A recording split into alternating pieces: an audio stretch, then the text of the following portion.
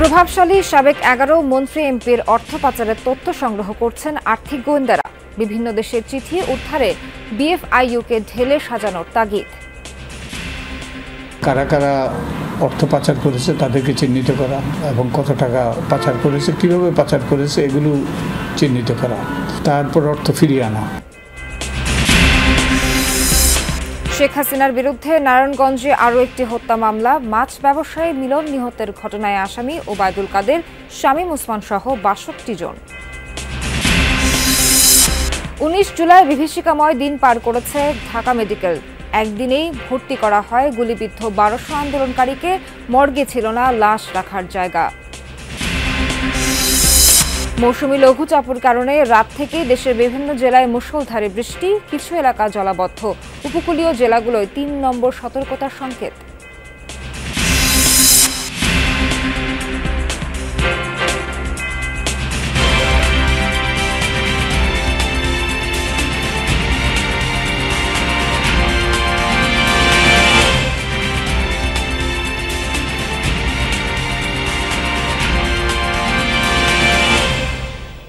স্বাগত সবাইকে, আমন্ত্রণ যমুনা নিউজে। এতক্ষণ শিরোনাম দেখছিলেন, বিস্তারিত খবর জানাতে সঙ্গে আছি নাবিলা সোহার।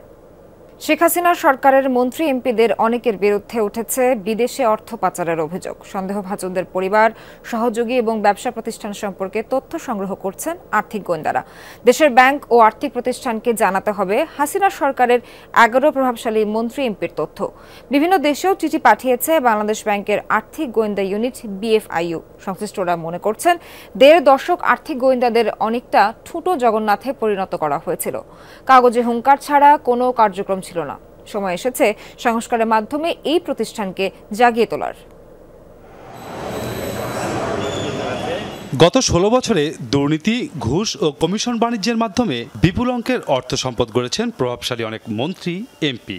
ধারণা করা হচ্ছে পাচার হয়েছে এই টাকার বড় অংশ। দায়িত্ব নিয়েই আর্থিক খাতের অপরাধীদের কঠোর বার্তা দিয়েছেন নতুন গভর্নর। আন্তর্জাতিক আইন কিছুটা এখন হলো সহায়ক আছে এবং এটাকে ব্যবহার করতেই হবে। টাকা আসুক না আসুক, কিন্তু তাদেরকেও একটু আমরা কষ্টে রাখবো। এটা আশা করি আমরা করতে পারবো। প্রাথমিক অনুসন্ধানে শেখ হাসিনা সরকারের প্রভাবশালীদের বিরুদ্ধে অর্থ পাচারের সত্যতা পেয়েছে আর্থিক গোয়েন্দা বিভাগ।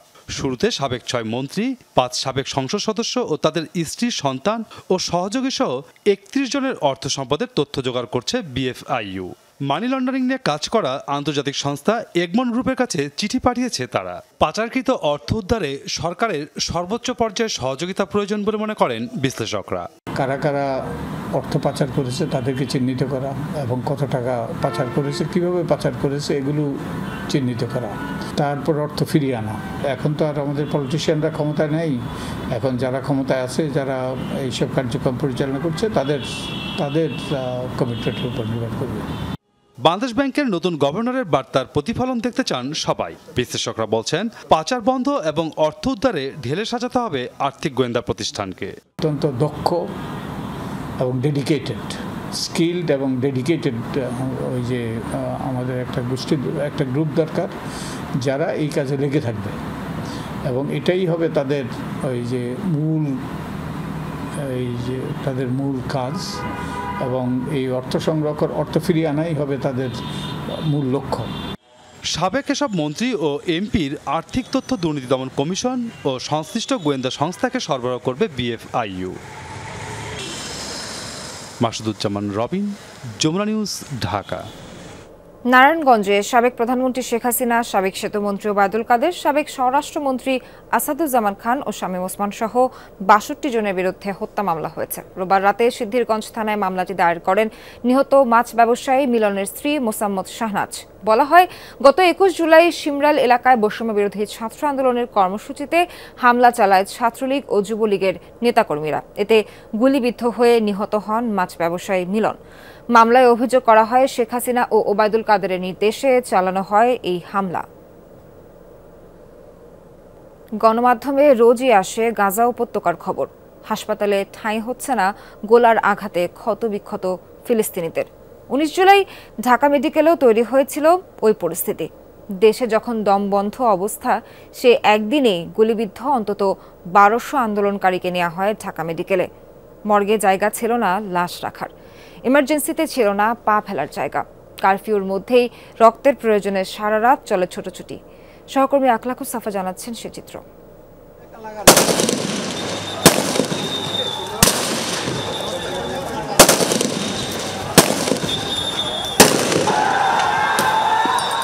জুলাই শুক্রবার, চতুর্দিকে গোলাগুলি, সংঘর্ষ।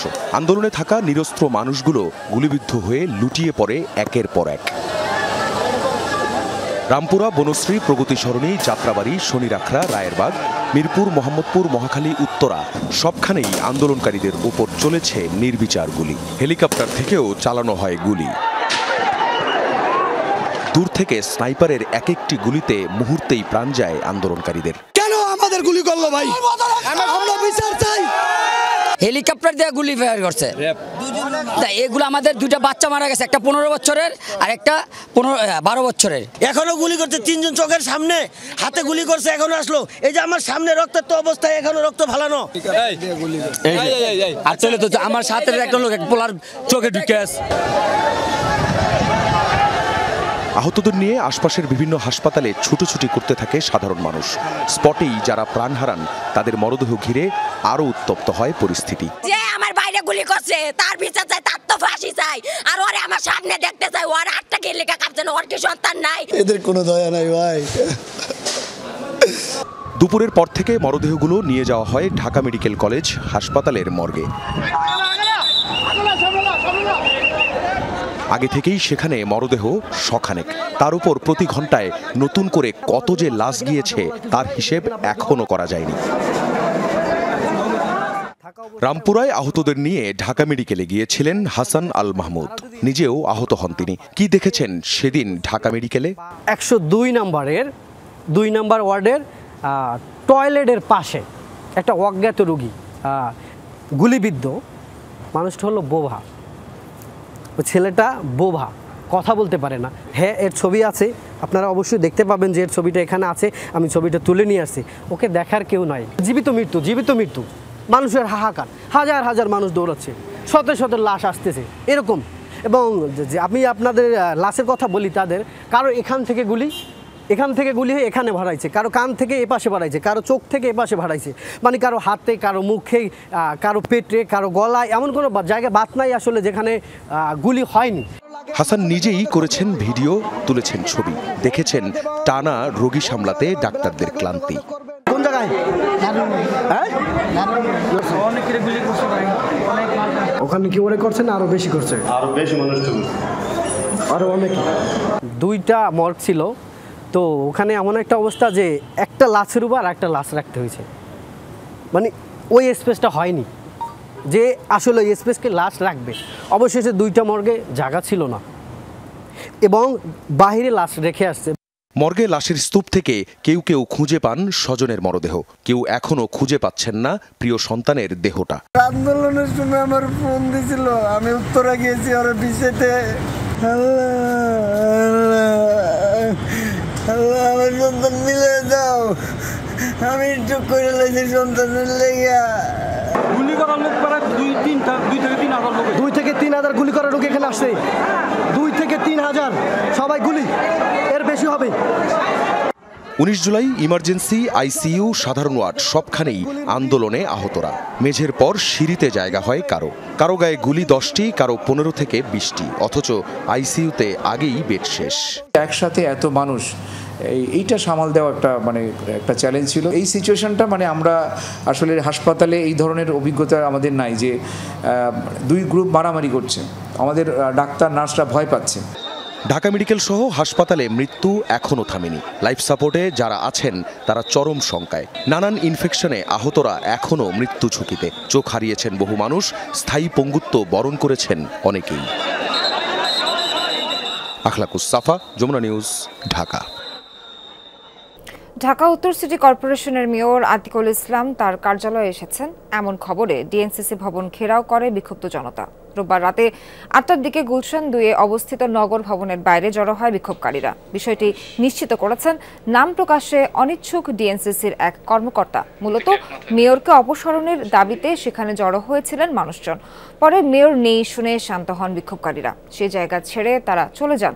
বিক্ষোভকারীদের অভিযোগ, তাদের ঘেরাও করার খবরে গা ঢাকা দিয়েছেন মেয়র। ৫ আগস্ট শেখ হাসিনা দেশ ত্যাগের পর লাপাত্তা আওয়ামী লীগের সব নেতাকর্মী, অনেকেই ছেড়েছেন দেশ।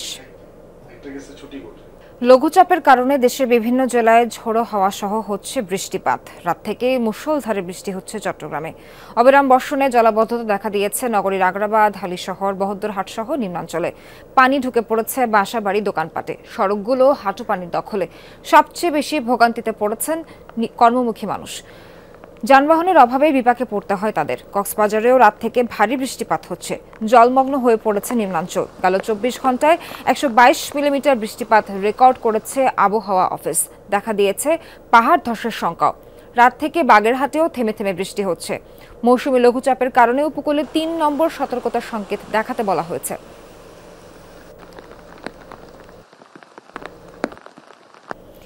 দেশজুড়ে বিভিন্ন জেলায় আবহাওয়া পরিস্থিতি জানবো আমাদের সহকর্মীদের কাছ থেকে। শুরুতেই যাব চট্টগ্রামে, যেখানে রাত থেকে হচ্ছে মুষলধারে বৃষ্টি, নিচু এলাকায় দেখা দিয়েছে জলাবদ্ধতা। এই বিষয়ে আরও জানবো আমাদের সহকর্মী মামুনুর রশিদ অবির কাছ থেকে। অভি, জানাবেন যে বন্দরনগরীর আবহাওয়ার পরিস্থিতি এখন কেমন? আপনি কোন এলাকায় আছেন এবং সেখানে কি জলাবদ্ধতা তৈরি হয়েছে কিনা? ভোগান্তি কেমন দেখছেন? সোহার, আমি এখন রয়েছি চট্টগ্রামের আগ্রাবাদ এলাকায় রয়েছে এবং গতকাল রাত থেকে যেহেতু একেবারেই বিরামহীনভাবে বৃষ্টি পড়ছে, সে কারণে কিন্তু চট্টগ্রামের হালিশহর, আগ্রাবাদ, ২ নম্বর গেট, ডিসি, চাঁদগাঁও সহ যে সমস্ত নিম্নাঞ্চল এলাকাগুলো রয়েছে সেই এলাকাগুলোতে কিন্তু হাঁটু সমান পানি এরই মধ্যে হয়েছে এবং ফলে মানুষের ভোগান্তি কিন্তু চরমে। এটি একেবারেই বিগত দিনের মতো যখন চট্টগ্রামে দীর্ঘ সময় ধরে যখন বৃষ্টি হয় তখন কিন্তু মানুষের যে ভোগান্তি সেটি এবারও আসলে দেখা গিয়েছে এবং সকাল থেকে আমরা দেখেছি সড়কগুলোতেও কিন্তু পানি উঠেছে। ফলে সড়কের পাশাপাশি দোকানপাট, বাসাবাড়িতেও পানি ঢোকার কারণে মানুষ কিন্তু পানিবন্দী হয়েছেন এবং বিশেষ করে ব্যবসা প্রতিষ্ঠানেও কিন্তু পানি ঢুকেছে। এই নিয়ে মানুষের মধ্যে যে ক্ষোভ সৃষ্টি হয়েছে, তারা আসলে যে একই কথা আসলে বলছিলেন যে দীর্ঘদিন গত কয়েক দশক ধরে চট্টগ্রামের মানুষ যেই জলাবদ্ধতার কবলে পড়ে যে ভোগান্তির শিকার হয়েছেন, সেটি কোনোভাবেই যেন কোনো কিছুতেই সেটি কমার কোনো লক্ষণ তারা দেখছেন না। এবং দুটি যে সেবা সংস্থা রয়েছে সেটি সিডি এবং সিটি কর্পোরেশনের যে সমন্বয়হীনতা বা তাদের কাজের যে অগ্রগতি, তারা জলাবদ্ধতার জন্য যে সমস্ত হাজার কোটি টাকার মেগা প্রকল্প তারা হাতে নিয়েছেন সেটি কোনো এখন পর্যন্ত তারা আসলে সেটির সুফল পাচ্ছে না। তারা বলছিলেন যে এই সংস্থাগুলোকে আরও গুরুত্বপূর্ণ দায়িত্ব পালন করতে এবং তাদের যেই দায়িত্বগুলো সেগুলো আরও সঠিকভাবে পালন করতে, নালা নর্দমা যেগুলো রয়েছে সেগুলো ধন্যবাদ আপনাকে চট্টগ্রাম থেকে যুক্ত হওয়ার জন্য। উপকূলে আবহাওয়া পরিস্থিতি জানবো। বাগেরহাট থেকে যুক্ত হচ্ছেন সহকর্মী ইয়ামিন আলী। ইয়ামিন, জানাবেন যে বাতাসে গতিবেগ কেমন দেখছেন আর লঘুচাপের প্রভাব কেমন? এই মুহূর্তে আমি যদি বলি যে একেবারে আকাশ মেঘাচ্ছন্ন। আপনি দেখতে পাচ্ছেন যে আমি যে জায়গাটি দেখানোর জন্য চেষ্টা করি একটু দেখাতে পারি কিনা। আকাশ একেবারে পুরা মেঘাচ্ছন্ন, বৃষ্টি শুরু হয়েছে এই মুহূর্তে, গুড়ি গুড়ি বৃষ্টি। আর মাঝরাত থেকে বৃষ্টিটা আসলে ছিল। সকালের দিকে কিছুটা বৃষ্টি ছিল, তারপরে খানিকক্ষণ বৃষ্টিটা বন্ধ ছিল, এখন আবার এই মুহূর্তে বৃষ্টিটা শুরু হয়েছে। বাতাসের তীব্রতা ততটা বেশি না হলেও বাতাস আছে। আর এই অঞ্চলটা যেহেতু উপকূলীয় অঞ্চলে যারা আসলে দিন আনে দিন খায়, এই মানুষগুলি রাস্তায় বের না হলে তাদের আসলে হাড়ি জ্বলে না এই অঞ্চলের ভাষায় যেটা তারা বলে, সেক্ষেত্রে এই মানুষগুলোর কষ্ট হচ্ছে। আমি যেখানে দাঁড়িয়ে আছি এটা চিংড়িঘের অধ্যুষিত এলাকা। এটি বাগেরহাট জেলার একটি উপজেলা। এই উপজেলাটির নাম রামপাল। এই অঞ্চলের শত শত না হাজার হাজার চিংড়ি খামার। এই এলাকার মানুষগুলি আসলে দিনমজুরের সংখ্যাটা এদের বেশি। এখানে যারা আছে, কেউ ভ্যান চালক, কেউ রিক্সা চালক, কেউ অটো বাইক চালক, কেউ ভাড়ায় মোটরসাইকেল চালায়, কেউ দিনমজুর। এই যে মানুষগুলি, এই মানুষগুলি বের হয়েছে। আর এখানে মংলা বন্দর রয়েছে। মংলা বন্দরের সাথে আমি কথা বলেছি, তাদের কার্যক্রম স্বাভাবিক রয়েছে। তারা যেটি বলছে যে এখনো পর্যন্ত এই যে আবহাওয়া, এই আবহাওয়ায় তেমন একটা প্রভাব ফেলেনি। তবে এই মুহূর্তে আমরা দেখতে পাচ্ছি যে বৃষ্টিটা আর একটু জোরে শুরু হয়েছে। এই বাতাসের তীব্রতাও খানিকটা বাড়তে শুরু করেছে। যদি এই পরিস্থিতি আরো অবনতি হয় সেক্ষেত্রে হয়তো একটা প্রভাব পড়তে পারে। সোহার, অবশ্যই ধন্যবাদ আপনাকে ইয়ামিন আলী, ধন্যবাদ। চাকরি স্থায়ীকরণ ও পদায়নের দাবিতে আগারগাঁওয়ের বাংলাদেশে পরিসংখ্যান ব্যুরো অফিসে ৩ কর্মকর্তাকে আটকে রাখে হাউসহোল্ড ডেটাবেস প্রকল্পের কর্মচারীরা। আজ দুপুরের পর সমঝোতার উদ্দেশ্যে বৈঠকে বসবে দুপক্ষ। রোববার বিকেল থেকে কর্মকর্তাদের আটকে রাখেন তারা। 2016 সালে হাউস হোল্ড ডেটাবেস প্রকল্পে চুক্তিভিত্তিক নিয়োগ পান 545 জন কর্মচারী। বর্তমানে অবশিষ্ট 261 জন কর্মচারী এই আন্দোলনে সম্পৃক্ত। তারা জানান 725 কোটি টাকার এই প্রকল্পের জন্য নিয়োগ দেওয়া হলেও কোনো কাজ হয়নি, উল্টো তাদেরকে দিয়ে করানো হয় উপজেলা ভিত্তিক নানাবিধ কাজ। এমনকি 122 কোটি টাকার কাজ দেওয়া হয়েছে ভারতীয় কোম্পানিকে। এ বিষয়ে আদালতে রিট করলে আদালত হিতাবস্থা জারি করেন, কিন্তু তারপরও তাদের দাবি মেনে না নেওয়ায় কর্মকর্তাদের জিম্মি করেন আন্দোলনকারীরা। পরে সেনাবাহিনীর হস্তক্ষেপে আসে বৈঠকের সিদ্ধান্ত।